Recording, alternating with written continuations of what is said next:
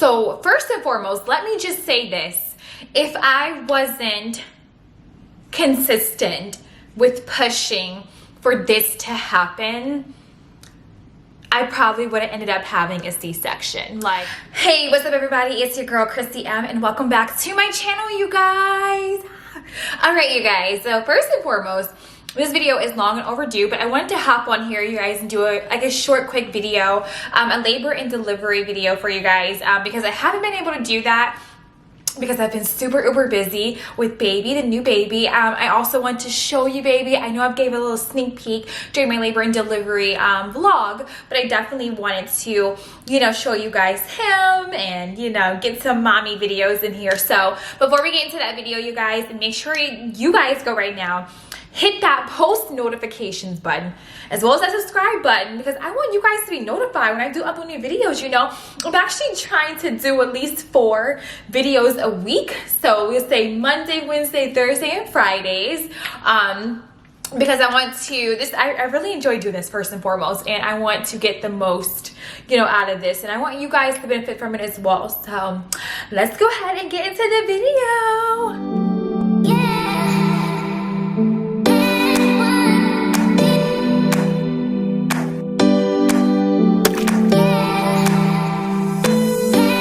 So first and foremost, let me just say this. If I wasn't consistent with pushing for this to happen, I probably would have ended up having a C-section, like legitimately. You guys, I was induced at 38 weeks, and I want to say it was like 5 days.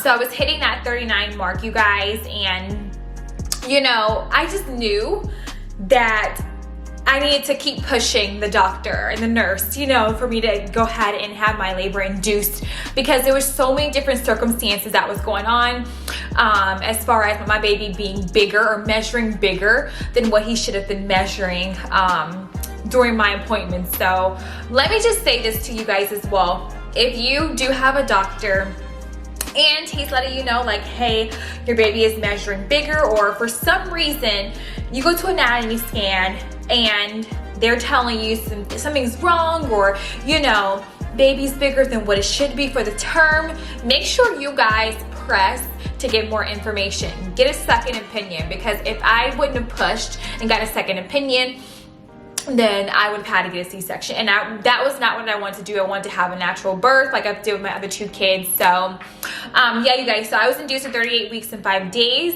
The day before I got induced, I went to an anatomy scan. They told me that my baby was 8 pounds and 5 ounces, and that he was pretty normal. And they've been saying that, oh, he's okay, he's pretty normal. He's measuring big for months at a time. Then he's measuring on time, which is really crazy and weird to me.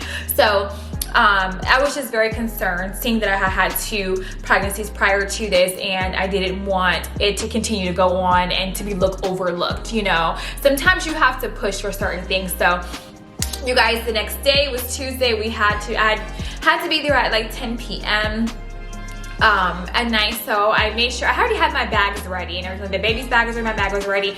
We already had things going. We just was ready to get in popping at this point in time. I was done waiting. I was in pain. I was over it at that point. So we went in at 10 p.m. I picked up my boyfriend around 9:30ish. We got there at 10. We did have to do a little bit of paperwork, and then also, hold on. So also, you guys, we had to wait, because if you're not in already active labor, they're not just gonna give you a room. You have to be in triage and everything like that, and they have to wait till a room is available. And during this time, you guys, there was so many women having babies, like legitimately. Like, I kept hearing the baby song go off as we were waiting. I'm like, someone's having a baby, somebody's having a baby. Like, it was just non-stop, you guys. So we had to wait. I didn't get into my actual room until midnight.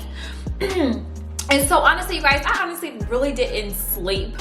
I was up for a while because I just knew that this is gonna be a long process, and it's gonna take some time, So I had saved up my energy, just to be up. I slept a little, but I didn't get that much sleep. So once we got in there, you guys, I know that a lot of the places, a lot of the hospitals were taking the COVID tests for you know, the mother, not the father.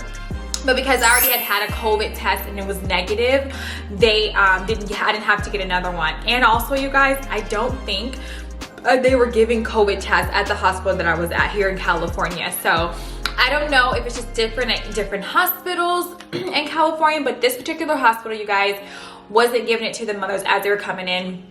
They were really, really sweet. They were really, really nice. And it was very, very clean. Like, our room was huge. My boyfriend had his own couch. I will try to to screenshot some footage of everything, you guys. But if you guys have not checked it out, I will put the card up here for the labor and delivery video, so that way you guys can check it out. Because we did a room tour and everything, y'all. So, but yeah, you guys, so we got in there.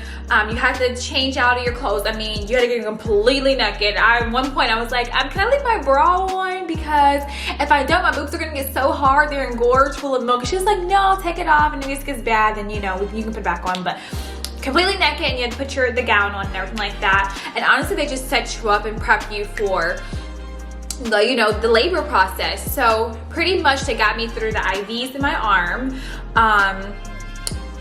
And the IV, I think she drew blood too. I think she drew blood.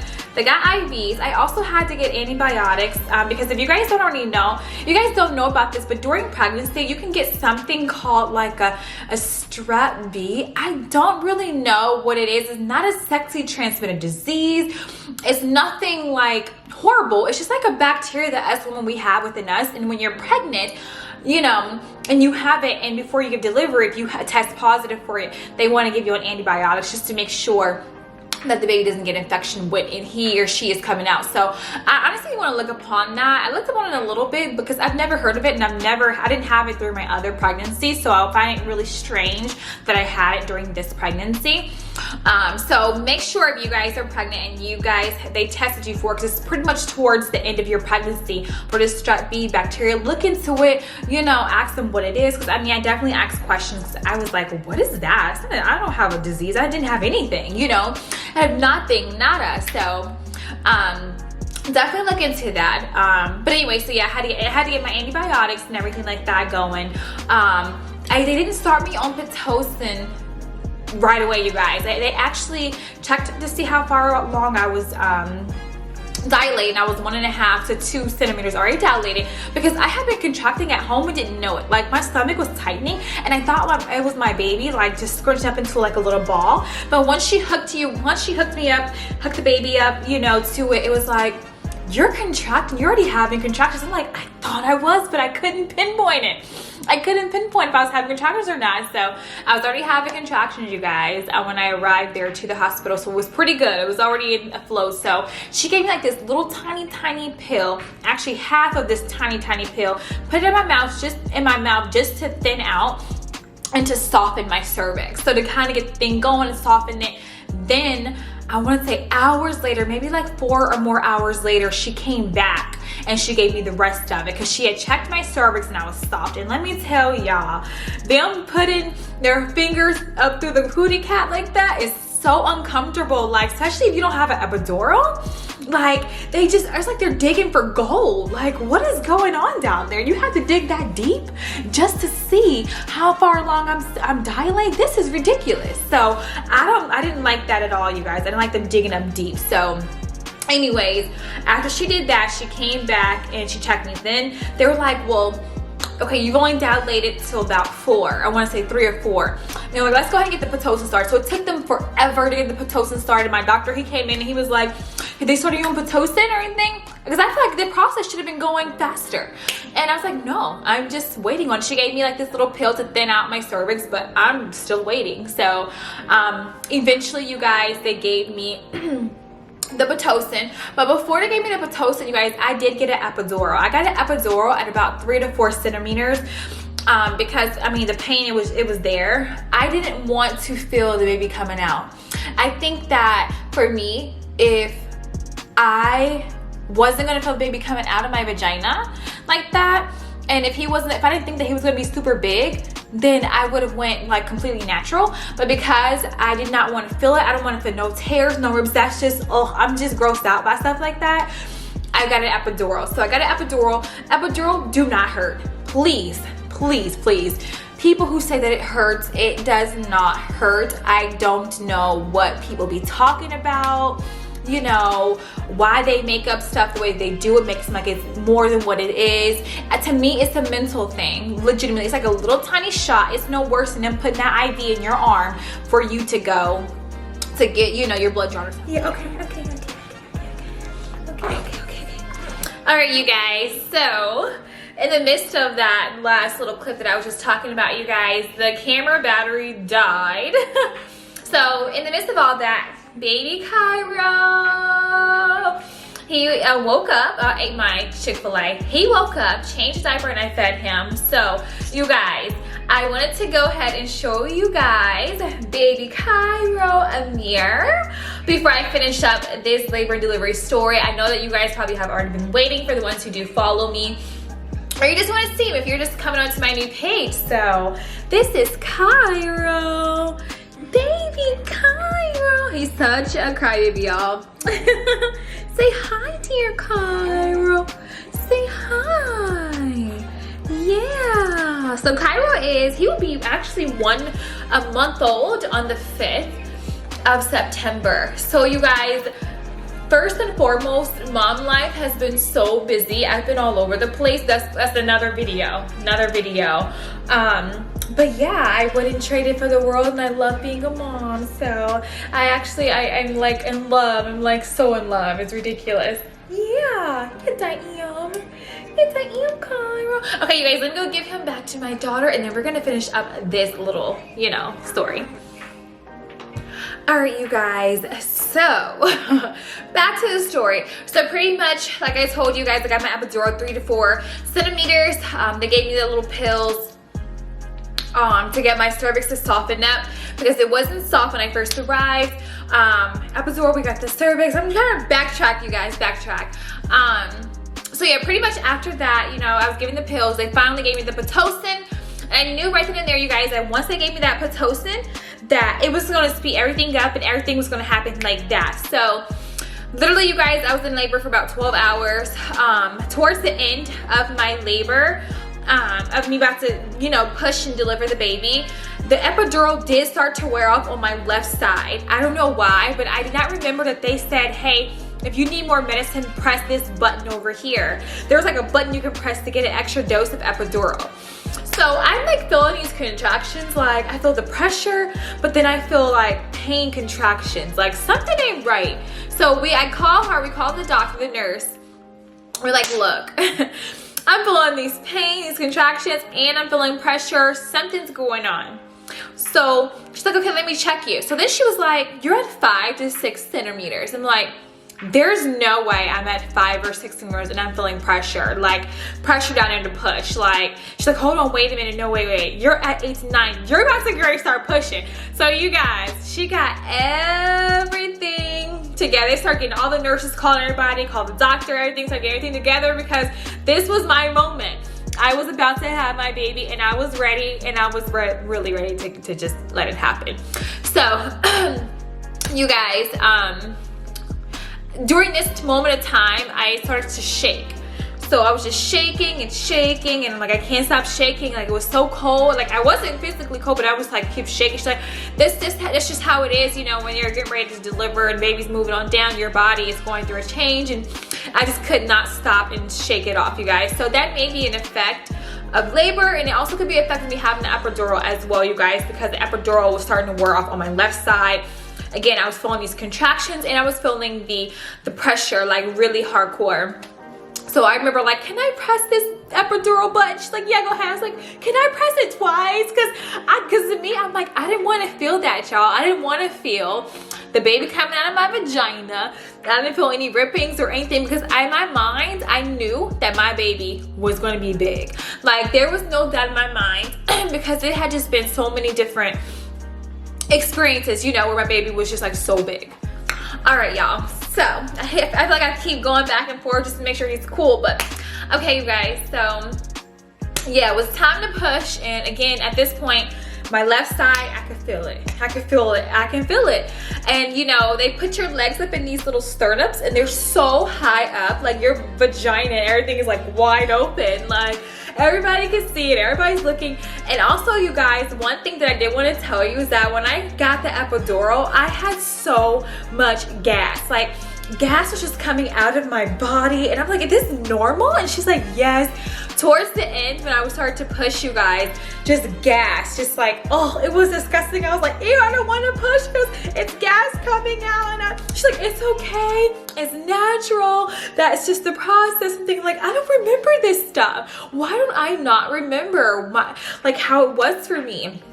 Anyways, you guys, so I pushed, and I want to say I may have pushed about maybe 20, maybe not even 30 minutes, honestly, you guys, because my doctor, he was on it. He had so many women he had to deliver babies to, you know, or whatnot, you know. So I mean, he was really on it. Maybe 15-20 minutes, and my baby was out. But you guys, it was crazy because once he came out, and they put him on top of you, so it, you know, and everything like that, and dad cuts the umbilical cord and everything. When they went to go weigh my baby, it said that my baby was 9 pounds and 2 ounces. And I'm like, what? This means that if I would have went another week, my baby would have been every bit of 10 pounds, and I wouldn't have been able to push him out. Either that, or he would have split me from the front to the back, you know, and I was not having that. So I'm so glad that I said, so that's why if you know, or you know of an issue, or you think that something is wrong, you know what I mean, make sure you guys push for, you know, something to happen, because you don't ever want to be in a situation where it's just like, I can't control it. Because I kept manifesting. I kept telling myself, I'm having my baby the 1st week of August. I'm not waiting. You know, I'm delivering on, you know, around this week. And I just kept telling myself. So if you're speaking things, and just keep being on the doctors, because they have so many different patients and so many women that they're seeing, you know, it's kind of hard to get them to be like, okay, yeah, this girl needs to be like induced, because this baby is measuring big. My baby was freaking 9 pounds and 2 ounces. So one more week, he would have been 10 pounds. There's no way I would have pushed him out. I wouldn't have been able to. There's no way at 40 weeks pushing out a 10-pound baby. So the aftermath of having my baby, you guys, after I delivered him and everything like that, we went to the second room. The aftermath of having a 9-pound baby is very drastic, and I'm gonna tell you why. I was in a lot of pain afterwards. I can remember that the epidural wore off so fast, like so quick. Like, I was able to stand up and kind of sit down and move around and everything like that, you guys. Whereas in my other pregnancies, I wasn't. It was still there. The epidural wore off so quickly for me. And on top of that, you guys, I was having contractions after. You know, I got into the postnatal room where you have the baby and you guys relax for a few days in there, and you know, they make sure everything's okay with you.